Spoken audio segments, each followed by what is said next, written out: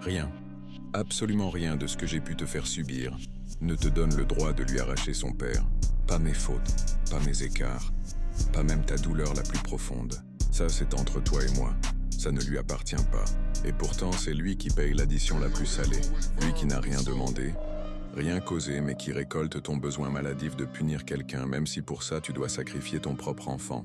Quand tu décides de couper le lien, de m'effacer, tu ne me punis pas. Tu n'as pas ce pouvoir-là. Je survivrai à ton absence, à tes décisions, à ta guerre. Mais lui, est-ce qu'il y survivra aussi intact que tu veux bien te le raconter? Ce que tu fais, c'est le mutiler, lui. Tu lui arrêtes le cœur à moitié.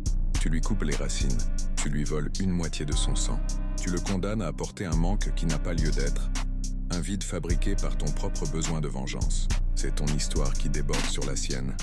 Ton poison qui coule dans ses veines. T'as pas idée du poison que tu injectes dans son histoire. Pas idée des questions sans réponse qui le hanteront. Pas idée de la honte sourde qu'il traînera peut-être.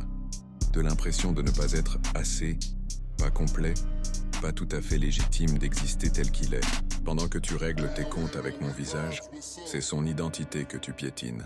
C'est son droit le plus élémentaire que tu voles. Savoir d'où il vient, qui il est, sentir qu'il est complet. Toi, tu casses son miroir. Tout ça pourquoi?